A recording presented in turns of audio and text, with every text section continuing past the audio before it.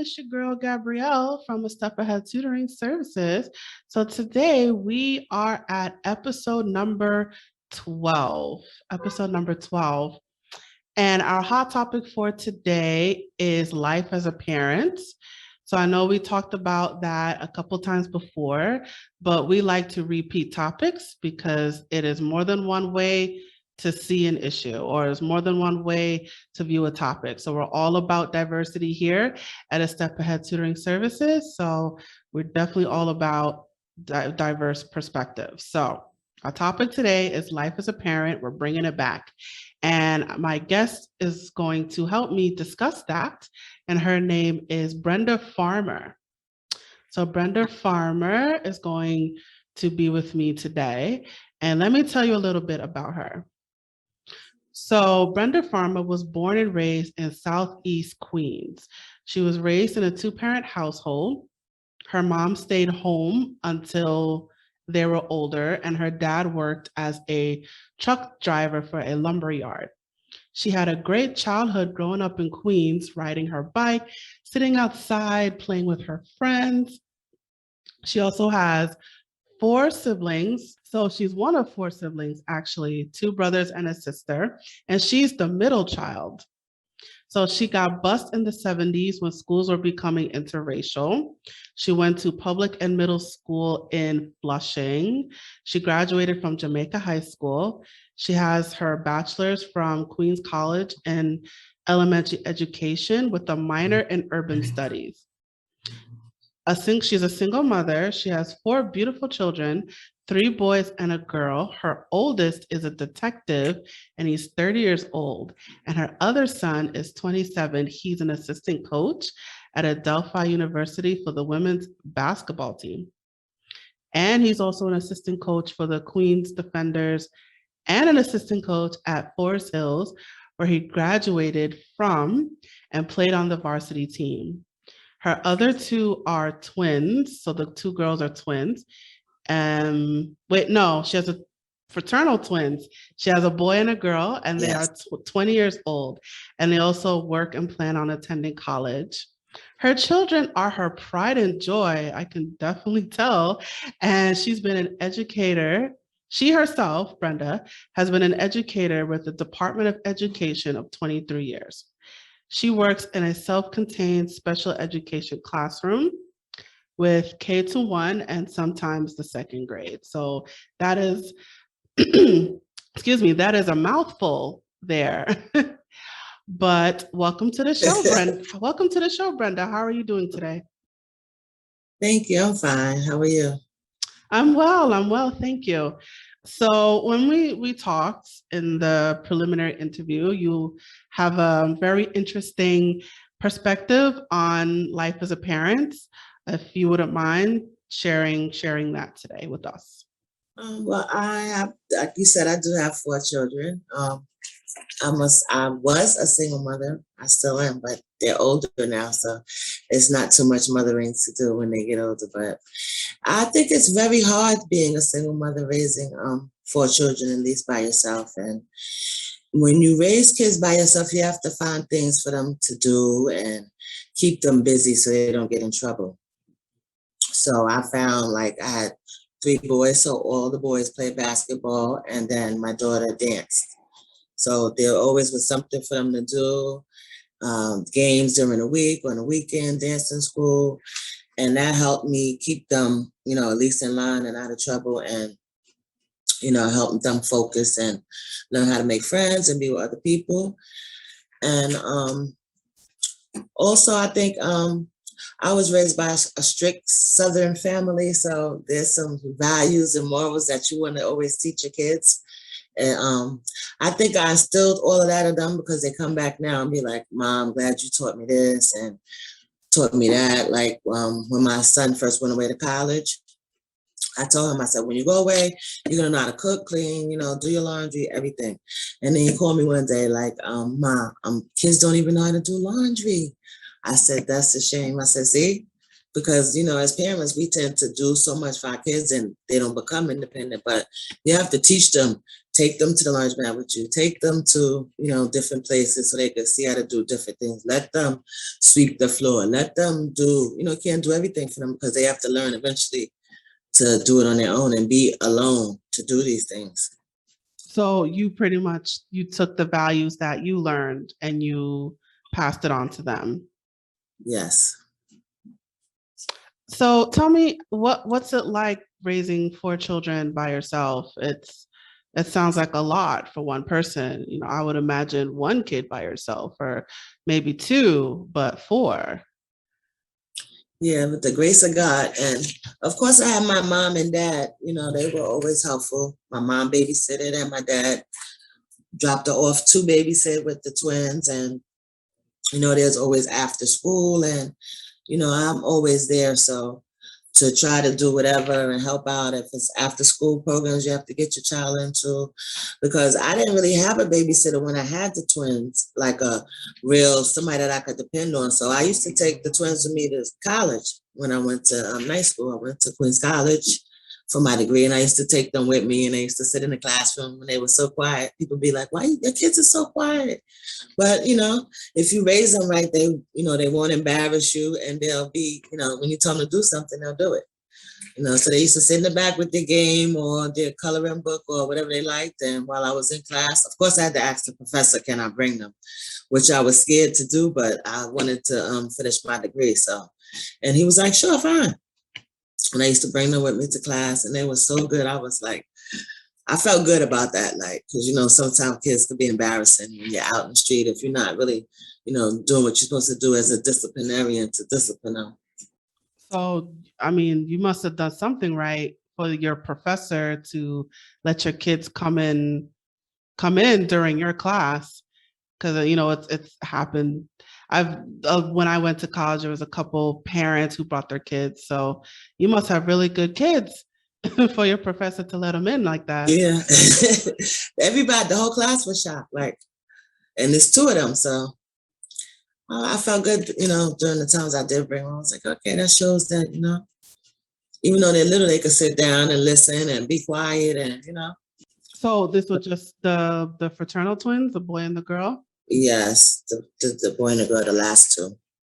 All right. So it sounds like it takes a village. You said you had your mother and your father to help you. Yes.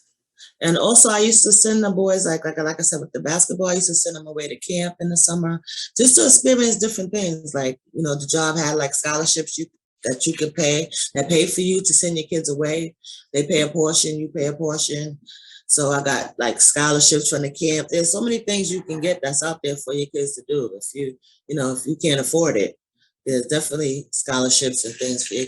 And all some of them is just like writing a letter. All you have to do is write a letter, say why you want to go to camp. So I had them write their letter, and that was simple. They give you the scholarship because they feel like the kid wants to experience different things. So that was a lot of in the summertime. And then they have bikes and scooters and just stuff to keep them busy and be kids, because it's a time to be a kid. You got to make sure they have fun and do different things, and Right. So it wasn't like you raised them to be little adults. You allowed them to be children. Yes, all of them. But most, like I told you before, my kids went to school in like a predominantly Caucasian area, so there was things that we did experience living in those areas, and being the only African American in the school or in the neighborhood or in the apartment building. So people look at you and judge you, but we made it through. Can you talk about that a little bit more? What was that like? It's hardening, when little kids are calling your kids the N-word, and as a mother, it hurts you. And it also makes your child feel like, if they're dark skin or light skin or, that plays a part when people are calling you that, and it makes you feel like uncomfortable, even though you're supposed to be there, you have a right to be there. And my oldest son, he's darker, of course, and he was the one that got bullied the most out of the 2 of the kids, because by the time the twins got to the school, everything was more integrated at the school because they all did go to the same school. So yes, I had to knock on a lot of doors and figure out why your child is bothering mine, and And it made my son, I think it made him feel like he didn't appreciate his dark skin at one point, going to school and being called names and, being dark. But as he got older, like I told him, he'll appreciate it when you get older, But it did hurt for them to go through that experience. And then it's always a fight, or they're calling me, like, I was like, but you can't do that. So of course, eventually kids are going to retaliate if somebody keeps bullying them and bothering them. But, we made it through. So what I imagine the conversations, you had with your eldest son about racism and prejudice, and what was that like? Well, it made him feel like he was out of place because my oldest kid, he's the detective, and of course he's very smart and intelligent. So he was in like SP classes and talented and gifted, and he felt like he didn't belong there because they had selected him for a program to go to, and it was like AP classes. And he used to come home like, "Ma, I'm the only Black kid in the class. Like, I feel out of place. Like, I don't want to go." I said, "No, you earned it. You're going to be there. You going. Ain't no, you don't want to be there." I said, "How many other people would want to be there that was your color? So you're going to sit there and you deserved it and you earned it. Why shouldn't you want to be there? It's your right to be there. If you're smart and intelligent just like everybody else, you have a right to be there too, whether you Black, white, whatever color you are, So race was always an issue race was always an issue with my kids being in the area like Vigo Park where I raised them at. So, but I'm from, predominantly African-American, neighborhood where we grew up at, which is where I live now, so. You're not in Rego Park anymore? No. But my other son lives over there now, but I don't. So so when you told your son, like, you earned that opportunity, you're going to go, you wanted him to stand up for himself. Yes. And not be afraid to take an opportunity that he worked so hard to get. Yes. He earned the right to be there, so why shouldn't you want to be there? And I know it was because he looked around and didn't see anybody that looked like him. So, and you could be made to feel like that, like, why am I here? I'm not, see nobody look like me, but he had to sit it out, and he thanked me for it now, He does? What does he say? What does he tell you? Well, they said I was a good mom. I am, not was, but I was a good mom. And, it's hard to raise 4 Black children without nobody getting in trouble, without nothing going on. And like I said, by the grace of God, nobody got in trouble. Nobody got arrested. No, no bad stuff. Like maybe a fight or two or in trouble in school like kids normally do. But, they'd be like, "We had a good childhood, Ma." It's like my son came yesterday. He was telling me, he was like, "We had a good childhood," but he said that he was raised he was raised in a time period that don't exist anymore. Like for the 90s kids, they feel like this time period that they were raised in, it doesn't exist because they was outside playing, riding their bikes. They play video games, but not as intense, like with these computers and all the stuff that parents just have their kids sitting on. Because sometimes that be the babysitter, the computer, the phone, people don't spend time like with their kids anymore. At least with the COVID, it was like a wake up call for people to really get to know their kids and their families. Because like I said, I work in a school and parents don't believe the stuff you be telling them that their kids do. And they be like, "Well, they don't do it at home." And I'd be like, "Okay." So I said, all of this is an awakening for people to see how their children really are, because you got to spend more time with them. If you at school for 6.5 hours and then I just come home and I got to cook, I got to, give you a bath, it's not that much interaction with the parent and the kid. So you don't really know what he's doing all day for 6 hours. And then he's good at home. So you're going to be like, "Well, too," but this was a good awakening for everybody. To get to know their families, their kids, their husband, their wives, you know? Right, because everyone was quarantined together, spent more time at home, that they didn't have a choice but Yes, to get to know them. yes. So did that affect you and your family? Were you guys quarantined together, forced to hunker down? Yeah. Well, I just said I live with the twins, so we were all together, yes. But my other two sons don't live with me, so they were at their, apartments and houses, and we were here. And But what? I'm Go ahead. close knit with my kids anyway. Maybe sometimes I think I'm too close, but you know, Too close? How?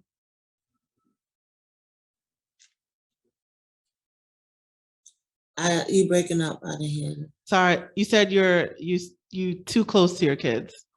I feel like that sometimes, like with my daughter. I'm real close to my daughter, especially. She's the only girl, so and I don't want her to feel like, I'm not here or she can't talk to me or, you know, I always want to be here for all my kids, but my daughter has a special place because she's the only girl I have. So Is that female bonding?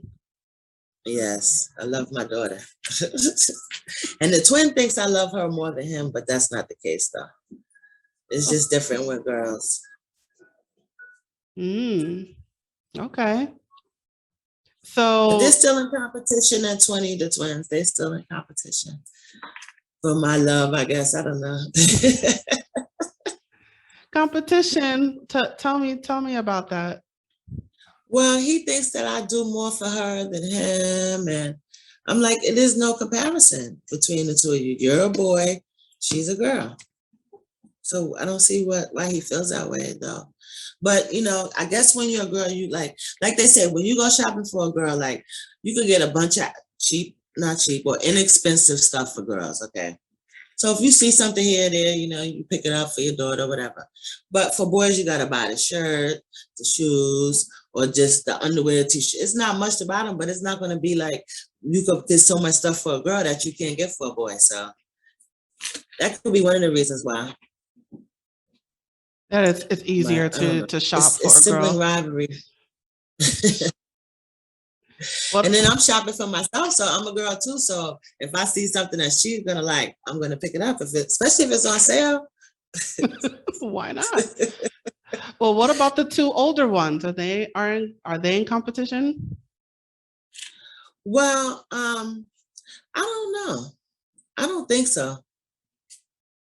Because my oldest son doesn't live here, so we get to see him like maybe once or twice during the year. And then my other son does live here. So the oldest one is kind of distant from us being that because he doesn't live here. But the other three of us are, well, my other three kids and me, we're more closer knit than the older kid. And he moved out like when he was 18. So he's been he lives in Maryland. So he's been gone for a few years now, for a while. So he comes and visit, or either we go down there for holidays or, Christmas or Thanksgiving. Usually Thanksgiving, because that's when around the time my birthday is. And then we just all go to see him as a family. Like last year, we went as a family. It was my birthday, and then he got engaged. So we all just went. So that was the best Thanksgiving ever last year. We had so much fun. So he got engaged to his girlfriend for 10 years. I was like, about time. Like, so. So your family sounds pretty close. You guys keep in touch. It's not like your oldest son disappears for 3 months, and at least you guys keep in contact with each other. Yes, you have to. Family is all you have, basically. You can have a million friends, but you got to try to stay close to your family at least. Mm. And that's the value that you instill in them. Yes, my kids don't have too many friends, so they kind of stay to themselves. They always been homebodies anyway. They go play basketball, they go do what they got to do, and then they come back home. So, and my daughter, she never spent the night at nobody's house, none of that. I didn't allow her to spend the night at nobody's house. Do you find yourself more overprotective over the girl than the other three boys? Yes, I do. And I never told the boys why I never let her spend the night at nobody's house. And then when the boy twin got older, he was like, "Ma, why?" And I told him why. He was like, "Oh, that's why." I said, "Yeah." Not that I had to explain myself because you were a kid, but they understand when they get older and they ask you things, why you did this and why was this like that. And it's for your own good, because Hmm. you don't know who's at these other people's houses. And I always want to know who's there, who lives in the house, how many men, because certain things go on. And you think you letting your daughter go spend the night with her friends, but there's other people in the house that you might not know, or you might not know that's in the house. So I need to meet the parents. If my kid is staying at your house, I need to meet the mother, the father, and whoever else I need to know, because things happen. Hmm. Do you have people? Do you bring people to your house? Oh, my daughter's friends, they stay, but sometimes the boys, but I'll let the boys spend the night at their friend's house, but not my daughter. Hmm. Well, she's 20 now, right? In college? Well, she was in college, but COVID, so she's regrouping to get back in college. She's going to be a teacher, like her Oh. mom. Oh, awesome. Awesome. Does she go to college locally or far away or before She COVID? was going to Queensboro before the pandemic, and that's probably where she has to go back to because she has to go there first to transfer to Queens. So Okay.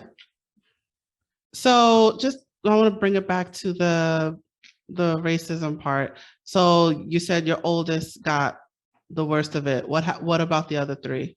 well, the two older boys definitely.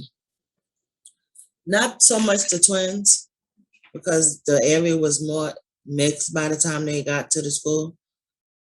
So, but my son was, like I said, he's 30 now. So, and he was the only African American in the whole sixth grade class that graduated from there. So, and I still have that picture. It was him and maybe maybe 2 to 3 other African American girls, but everybody else was of a different nationality. So you're Who would saying, think these kids know these things, in their elementary school? yeah, Huh? you would think your kids would know these things. That what did you just say No, I said, before? who would think other kids would know how to, spew racism? I said, who would think kids know how to spew racism in elementary school? But they do. That's true. I mean, they get it from their parents. They learn from their parents the racism. Yeah. Hmm. So what's your take on racial tolerance? Well, I don't, and you mean in far as my job or just period? And just period. Well, I don't have no tolerance for racism. But with the pandemic, you saw who was racist. And with the Trump and all this other stuff, you saw people showed their true colors when all of this Trump was in presidency in office. All the people that are racist showed their true colors, but then they want to say, "I'm not racist." But how could you support somebody that's spewing racism if you're not racist? You have to have something in common, or some reason why you like the person, or something that makes him interesting, or so you can't tell me you're not racist if you support this guy that's always being racist. And then that just makes me know how to deal with people better. I'd rather see your face and then not know. Right, because they're showing their true colors. Exactly. That's what I told my coworker. I was like, the masks have come off. Now I know who's who. And you just play people accordingly. Yeah. So the lessons that you taught your kids. So how do you know that they're doing what you taught them to do?